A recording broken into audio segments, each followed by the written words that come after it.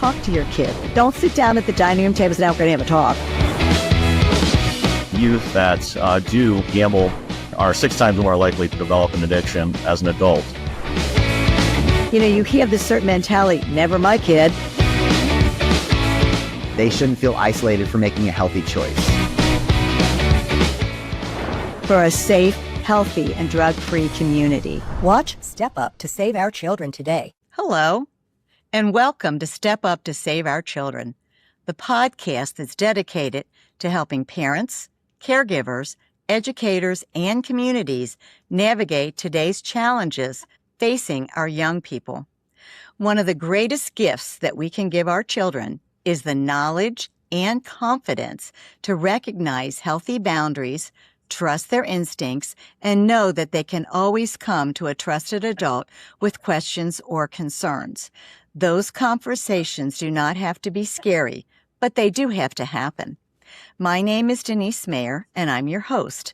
Today we're joined by Elle Constantine from Educate Before 8, an organization dedicated to helping families start age-appropriate conversations about body safety, consent, healthy relationships, and abuse prevention before children reach the age of 8. Elle will share practical advice, helpful resources, and simple ways parents can create open communication that strengthens trust and helps keep children safe. Whether you're just beginning these conversations or looking for new ways to approach them, this episode is full of valuable insights. So let's get started. Hi, Elle. How are you? I'm great. Thank you so much, Denise, for having me. Oh, I'm just thrilled. I've been wanting to get you on for probably a year, and you were still working on your website and stuff, but I'm so happy to have you. But let me share for a minute some things about you for our audience. Elle Constantine is the founder of Educate Before 8, an upstream prevention program designed to help children build the foundational skills they need before challenges arise. After years of working with children, families, and communities, Elle recognized a critical gap. Many prevention conversations begin after children are already facing pressures, risks, and experiences that they are not developmentally prepared to navigate. She created Educate Before 8 to move prevention earlier, during the years when children are building their emotional regulation, confidence, boundaries, decision-making skills, and inner voice. Educate Before 8 helps children in pre-K through 3rd grade develop protective skills through age-appropriate lessons focused on emotional regulation, body safety, healthy choices, refusal skills, trusted adult communication, and self-worth. Elle's passion for this work comes from both professional experience and personal understanding of the importance of early intervention. Her mission is simple: give children the tools they need before they need them. Through Educate Before 8, Elle is working to bring communities, schools, and families together to create stronger, protective environments where children can grow with confidence, resilience, and the ability to make healthy choices. So, Elle, welcome to our podcast. Wow, that was a wonderful introduction. Well, thank you. You did a wonderful job. Yes, everything you said is true. And thank you so much for having me. It's truly an honor. I learned early on that we are not really hitting the right target at all. When I first started this prevention work, and I'll just share really quickly, I thought, well, I have to talk to the high school students. Then I thought, no, that's not going to work. I need to talk to the middle school students. No, now I need to talk to the elementary school students. And then I read about Educate Before 8, and I thought, oh boy, I have to go a lot younger than that. So I was so happy to find you. Thank you. And you're 100% right. A lot of people, I call it, are in reactive mode. A lot of the conferences that I've gone to, I was sitting there and I was just hearing exactly what you were saying. Let's run into the high schools and warn our kids. And again, it was just a complete reactive mode. A lot of these children are already in crisis. Mm-hmm. And, now we are trying to help solve the problem. So Educate Before 8 was created, certainly after the realization that the foundation for how children understand themselves, their emotions, their boundaries, and their choices begin much, much earlier than parents and educators realize, right? So what often happens is, parents wait, like we were just talking about. We're going to wait until a child is facing a crisis or a challenge before they run in and try to teach these skills how to handle them. So what I have learned through my research is that prevention has to happen before risks show up, period. I mean, that's just, and how do we get there? And how do we find our way to children at an early age that's age appropriate? That's never been done before. I wish it has. I wish it was done decades ago, because it would have saved millions and millions of lives and a lot of struggles. Had people had these tools from the very beginning. But we're here now, and we're here to make a difference. And Educate Before 8, like you said, focuses on pre-K through third grade, because those are the years where children are developing their identity. They're understanding relationships and also their ability to make choices in life. So my goal when I created this was to create confidence and protect millions and millions of children around the world from harm and addiction.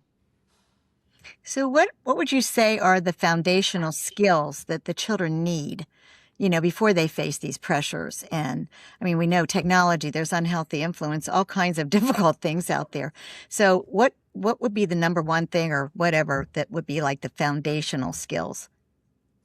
Well, the reason,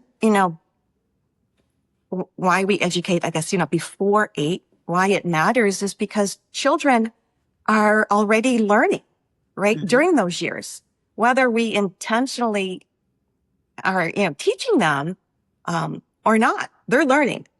So it's really important to be very intentional with our children about what they are learning and what skills that they need to develop during these informative years. They are learning how to handle their emotions, what relationships look like. They're learning about their voice. They're also learning about how to respond to uncomfortable situations and pressure, and certainly peer pressure, as they get into high school. It can be overwhelming for a lot of people. And during those years, as children are building the foundation, the way I like to look at it, Denise, is like, prior to this, I was in the building business and we built homes. So, we don't wait until the walls are cracking inside the house to go back and put in the foundation, right? Right. So same thing with our children, right? We need to build that foundation first. So that's what that foundation includes is emotional awareness, confidence, communication skills, boundaries, problem solving, knowing who they can trust, and drug refusal skills. That's really the foundation of what our children need to learn at a young age. And it's just never been done before. So those skills, more importantly, they don't all of a sudden appear when a child turns 8 years old, 12 years old, or 16. They just don't roll out of bed one day and think, wow, I'm just this person full of all this knowledge. They are developed through conversation, and they are developed through practice from the very beginning. And that is one of the most important things that parents, really are going to start to understand as we go through this discussion today, is that, parents how do we talk to our children about these things without making them fearful? Right. Because a lot of parents will be like, oh my gosh, how do I bring that up? And so, but there is a very thoughtful educational way that we can introduce this to our kids. Without scaring the bejesus out of them. Right. Right. Yeah. Right. And I'm guessing, if I would just guess, that these are in small doses. I always say to my audience, no matter what the topic practically is, you want to keep talking to your children, but you don't want to have to sit down at the dining room table and go through 20 things that they should or shouldn't do because it's so overwhelming. They have to be small snippets of things. Would you agree with that? I would. That's a big part of it. I think one of the most important conversations parents can have with their children is exactly that, right? Small dosages over time. But I also think we have to get beyond the fact that a lot of parents hesitate. Mm-hmm. Okay, there is that hesitation. They worry, like, if I talk about these things, am I going to introduce fear into my child's life? But the opposite is true. When we teach children age-appropriate safety skills, we are not taking away their innocence. We're actually giving them confidence. Just, think of it as we're giving them more tools, and as they navigate life. So the goal is not to tell your child that the world is a scary place. The goal is to teach them that they have a voice, that their feelings matter, that there's an adult who will listen and protect them. And safety conversations should be, like you said, they should be woven into everyday conversations with your child. And, here's like some examples I could give, like, in a parent, that these conversations need to be about, that their body belongs to them, like body autonomy, right? You can always tell me if something makes you uncomfortable. These are just small conversations, right? We can just start. If something's bothering you, I want you to come tell me. You never have to keep a secret that makes you feel scared or confused. Children, they can get caught up into, like, I don't want to get someone in trouble. As a parent, we are the ones that are setting the foundation. We are building that foundation for them. So, we can tell them, you can say no. The words are, we can say no if something doesn't feel right. So these are not scary messages, right? These are very empowering messages for our kids, that they can hear from a grown-up, that they can trust themselves. The bottom line is that children learn these skills. Children that learn these skills are more likely to use them when it's needed. And that's the beauty about, again, building this foundation. Well, and I think that I think children in general, all the way through high school, can benefit from, like, rehearsing things, like some sort of a lot of times it's peer to peer, but if parents would just give them some opportunities to do a little role playing with the parent, and especially with a little one, that's like under 8, what do you say when, if they come to you and say that, they're uncomfortable with the babysitter, let's say, for that or something, and that happens a lot. And so, that something has gone on. Unfortunately, you find out about that when they're, like, in high school, when they finally get the courage to tell you. So, if you can if they kind of come to you, if you can encourage that enough for them to open up to you, then I think would you say that they feel more effective and their boundaries are safer when they know what to say in a situation? Absolutely. And what you were saying too, when children learn body autonomy, if something, like you said, babysitter made them feel uncomfortable and they don't have the tools, or they don't know what to say, and they haven't found that voice to speak, because that unfortunately can cause problems probably their whole life if it's not, depending on the situation, right? And so I think the biggest thing that we could do is helping children understand that they have a voice, and that really goes back to, age appropriate content, and what does body autonomy look like at that age? So, we talk about, consent with young children. We're not talking about adult concepts, right? We are teaching children a very simple, important message. Your body belongs to you and other people's bodies belong to them, right? Body autonomy is this. It's simple as asking your children, would you like a hug or would you rather wave?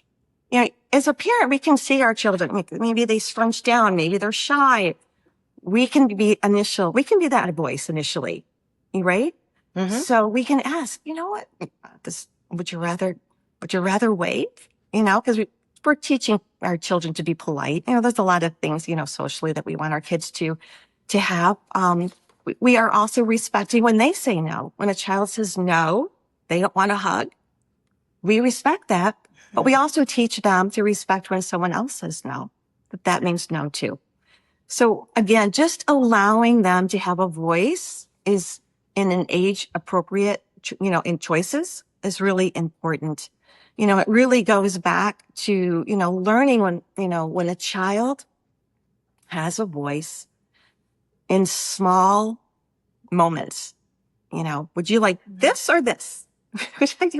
You know, little tiny things, they are more likely to trust that voice in bigger moments. And that's what we're leading up to, are those big moments. That's why this foundation that we're developing right now is so important. That makes total sense to me. And, you know, you mentioned, you know, about we teach them manners and to be polite and all that stuff, which of course we do. But we also teach them, of course, to be kind, to be cognizant of other children's feelings and whatever. But there's a line that is often crossed, I know, with older children and younger children, just tickling them, you know, thinking that's really funny and everybody's laughing. And I know from experience when I was young, an older boy was doing that, my friend's brother, and I had no words to say, stop doing that. That it doesn't feel good. It hurts, you know, and I don't know. I just think tickling is one of those weird things that the child doesn't want to be mean to the person doing it, but on the other hand, too, they have no way of saying stop that. Well, I would have to say one of the most important things then that we can teach our children is that no is a complete sentence. Mm-hmm. You know, that, you know, again, there's always going to be, you know, they're going to need guidance. They're going to have to, have rules. But we are not teaching them to allow inappropriate touch.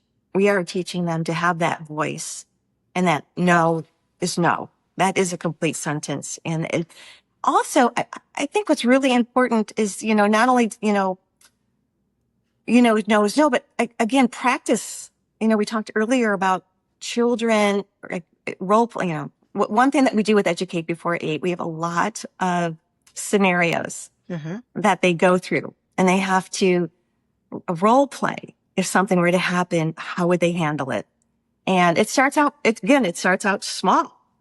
It starts out like almost like a Simon Says, freeze if it's bad, freeze if you're uncomfortable.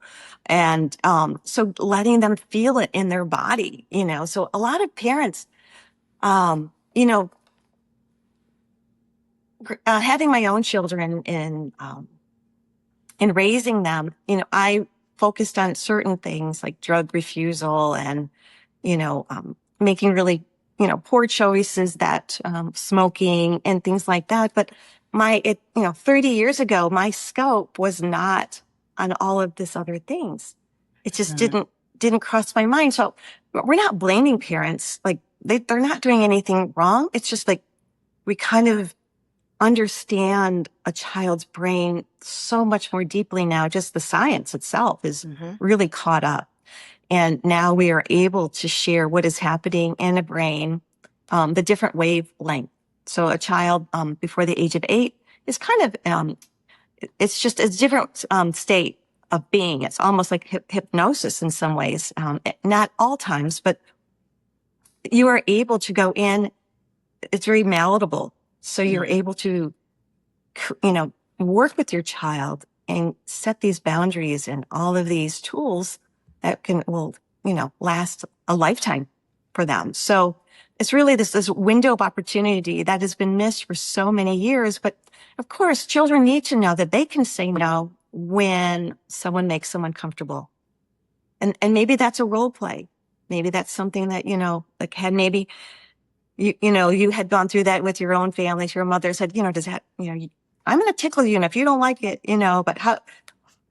but it happens, right? Mhm. It happens. And I can't hear you, say it louder. I mean, there's things that we can do to encourage our children to find their voice.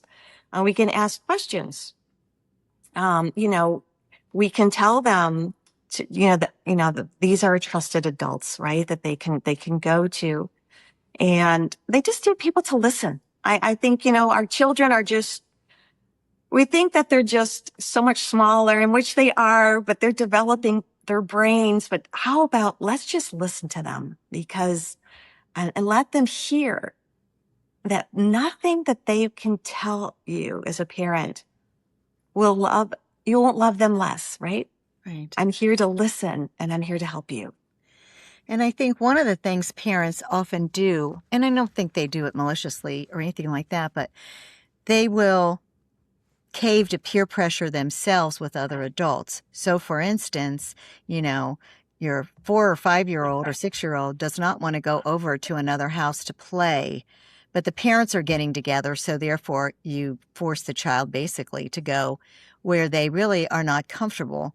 But you don't want to hurt the other couple's feelings, but you put their feelings ahead of the child's feelings. I'm not saying that the child should govern everything, because that's another discussion. But when they are telling you that they're not comfortable there, that the other child is either mean or inappropriate or whatever, I think parents really need to respect and listen. Right, right. I agree with that. That is part of their ability to say no. But it's also the parents, again, like you said, it's the responsibility of the parents. I would just take it one step farther. Further, the next question would be why? Mm-hmm. Why? And that really gives a child an opportunity, again, as we develop this foundation, is to work through their emotions. Mm-hmm. And to put them, if they are not feeling safe, whether it be with a parent, a caretaker, or a neighbor or whatever, they should be able to express those emotions. So how do we do that as adults, in the room? And I think that question is listening, so what happened? How does that make you feel? You can trust me. You can tell me what happened. Well, what I wonder about is when parents cave to peer pressure themselves. And so a friend couple invites them over for dinner and bring the kids and that kind of thing. And then, but the child goes the first time and does not have a good experience. And so when this comes up again, they say, I don't want to go there because, Joey was mean to me and this happened. It's so important for the parents to respect that and to listen to that and not put that child back into that situation.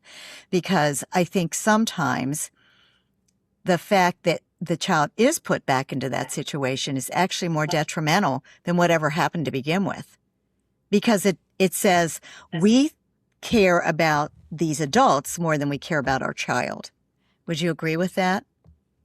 Yeah, I definitely would agree with that, Denise. And I do think that parents have busy lives, right? And getting together with their friends is a joy for them, so maybe their child's uncomfortableness with everything might be put on the back shelf. Like you said, this is an opportunity where parents need to learn to pause.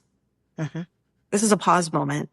And the answer might surprise them if they were to just sit down and say, why? And listen.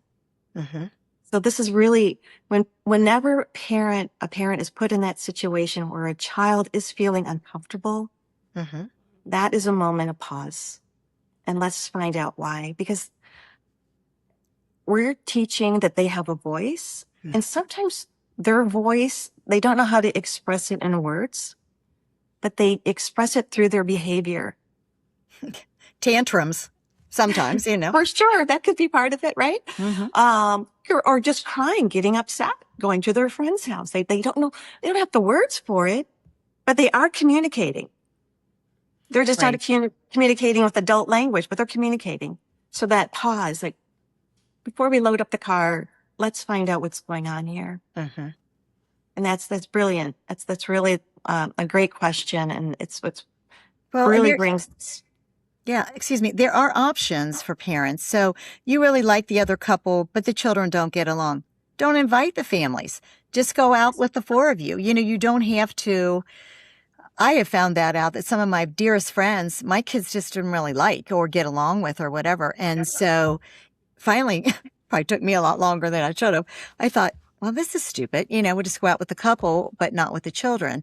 I think we protect our children on so many levels, but on some of this social stuff, we don't. You're not listening. You're not hearing what that they have to say. And a 4-year-old can express themselves different than what a 16-year-old would, but you can still get the message that makes them uncomfortable. So how can parents work together? I always say I learn more from parents talking to each other than I ever learned from doctors or whatever when raising the children. I just the way it was. I mean, what worked for one, oh, that might work for me, whatever. And we had the Dr.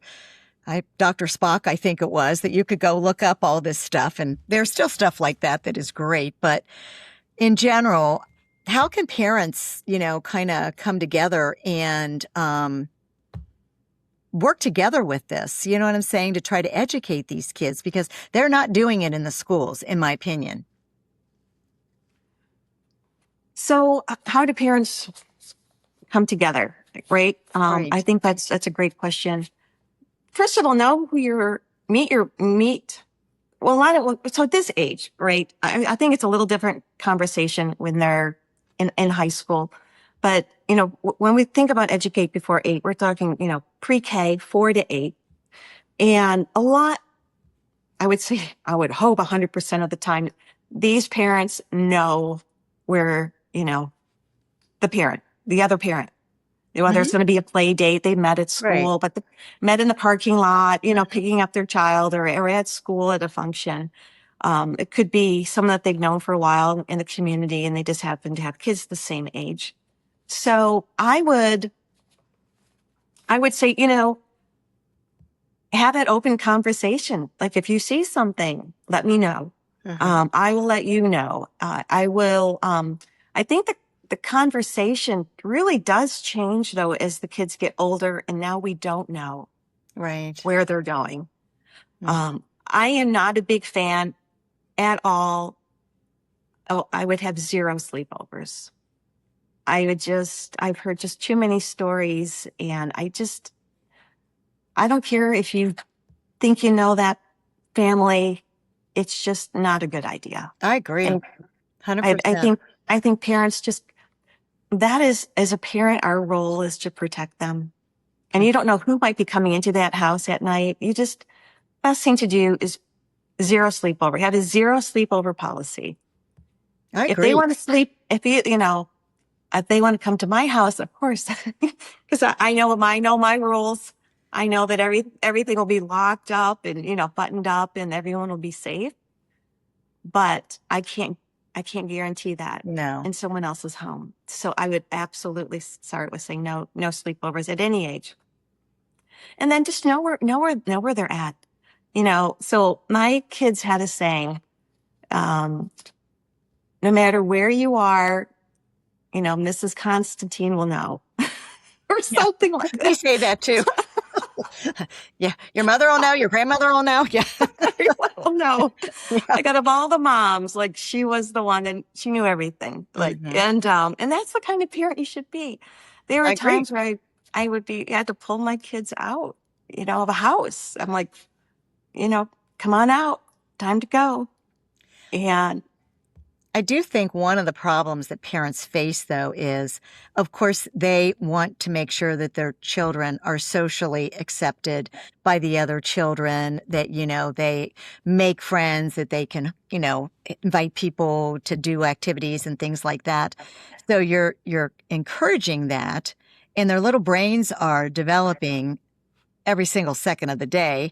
And you're trying to make sure that you're following, that fine line between letting them be social, let them have the responsibilities, that type of thing, but also that they have that resilience, like you said, with role modeling and whatever, to make sure that they have friends, but they also are cognizant of safety and what they need to know and how they can say no and how they can say I'm uncomfortable, and and that the parent will understand that.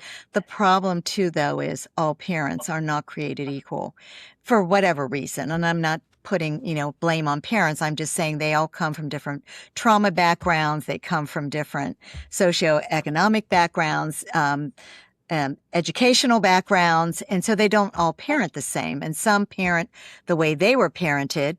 Sometimes that's good, sometimes that's bad. And so, to create an environment that I know your website does, to let children be children, but also be protected is a challenge. Yeah, so I would agree with that. Building, right? How do emotions and confidence and self-awareness, impact, a child's ability to handle life, handle pressure? I think is, an important part of all of this. And all of those things have a really important impact on their lives. The balance then between, encouraging your child to be social and to go to different people's homes and stuff. I mean, when you're talking about a 6-year-old, typically kindergarten, 5 or 6-year-old, if I could talk, I think that that's scary for the child to begin with. Mm-hmm. And then, but you want them to be protective. So you want them to feel that they can handle whatever comes up. Say they go to somebody's house to play, a little play date, and the child is mean to them. That does happen. And, so then how do they feel resilient enough to either call their mother and say, I really want to come home, or, I don't, or it could be something, my big thing is drug prevention. And I know for a fact that there's kids out there that are offered things, joints, you name it, gummies, that's the big one now, of THC at a very early age. And they think it's candy. They don't know what it is. And so we have to teach them not to eat anything that they don't know what it is. But then if they're offered gummy bears and they freak out, the other parents can think, what is wrong with this child? How would you handle that?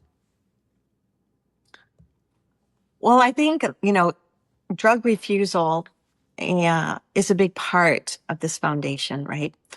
Yes. One of the things that we need to talk about again, small increments as they're growing, as we're building the foundation, because we've kind of we can't leap into the future and expect without building the foundation for them to make the right choices. Because kids are going to want they're going to want to fit in with their friends. Mm-hmm. All right. We know that.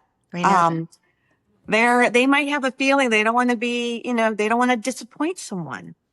Or frankly, like I would think in my situation when I was, I never did drugs. I always had the confidence to walk away, even, in high school, and even with alcohol, I just didn't do it. I was terrified of it. Not sure why, but a lot of kids don't know how to respond to uncomfortable situations. And they might feel kind of overwhelmed. They give in.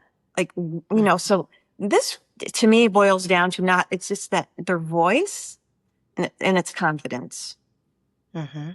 And how do we build that? Because a child who has confidence in their voice mm-hmm. are going to say, I don't want to do that. Right. I don't need that. Right. You know what? I need help. You know what? That doesn't feel okay. Mm-hmm. So again, educate before 8 is so upstream, where we want to fill in that gap, that learning gap. So when they are at these parties, they know, oh, that could be, now we have to worry about THC gummies or vape pens or, Yep. you know, vodka that are in water bottles. I mean, it's just, the list goes on and on. On and on. But what we do know is those confident kids that we have built are going to say no. Most of the time, they're going to say no. They're not going to succumb to peer pressure. They're going to want to be part of the crowd or whatever, but that doesn't mean they have to partake. And eventually that sends a message to other kids that don't want to partake that it's okay not to do that. And I think you're right. I think learning that at a very early age. I have 6 grandchildren and they are all over the place age-wise, but the youngest is now 10. And, she's been hearing me for the last 9 years talk about, smoking, the e-cigarettes, the thing, whatever. It's a riot, the stuff that comes out of her mouth. She's going in 5th grade. And so she was able to absorb a lot of the things that I have said, and that, of course, her mother and father, too, as well. And you're 100% right. They absorb that and understand it as long as they're respected and have these conversations with them. So one of the things I think that we always get back to is that trusted adult. And hopefully it's the parent, but if it isn't, hopefully it's the grandmother or the aunt or an uncle or somebody that they feel will listen to them. So how do you encourage them to find that person? Well, again, it's through the small things, the small moments in life. But when we identify who to trust, that's that's something that needs to be very active. Educate before 8. How we teach it is through, they identify. They have to write down or draw a picture. Is it grandma? Is it grandpa? Is it my teacher? Is it my mom? Is it my dad? So it's identifying those people ahead of time. It's really sitting down and having that conversation beforehand. And that the whole thing is, it is beforehand. It's upstream. You have to think about what could happen downstream, and then you build it upstream. So they got the raft, Right. Nothing's going to happen. They get through it. They get through the rapids, right? And again, it really boils down to, Denise, it's just confidence, communication, emotional regulation, healthy boundaries, problem solving, trusted relationships that we're just, we're talking about now is all part of this bigger picture, and it's just filling in those things and really those, like you said, that ability to recognize pressure and walk away from it. And that happens when there's role playing with your own kids. They learn that through play, and it's not scary. It's through age appropriate lessons. So if you're a parent and because I really want to push the program too on your website and whatever, what would parents expect to find when they go to your website for actual tools? Explain that to me, the actual program and what you can offer parents for help. Okay. Well, Educate Before 8 is really, it's built for elementary schools, or any type of setting. As a matter of fact, we are going into some of Detroit apartment complexes where they have classes for kids, outside of school. So it can happen in a homeschool as well. So one-on-one, it could be a parent just, getting the program and going through this with their own children. But what Educate Before 8 does, it really, it shines the light on where there's been a gap in teaching of our children. And if it's not taught in their child's school right now, hopefully one day it will be, or I encourage them to go to the principal, go to meetings, go to superintendents, and and have them inquire about the program, and we can bring it into their school. But also I have when I first started, I have 4 books that are out there that they can also purchase. You know, I'm trying to think of, Probably there's on 37 Amazon. Are stories. they like on There's Amazon or 37 somewhere? books right Okay. now, Yeah.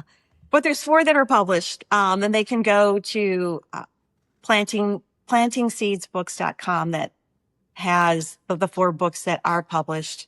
But there's a total of 37 in Educate Before 8. The books that are published are more drug refusal. Mhm. I Okay. love that.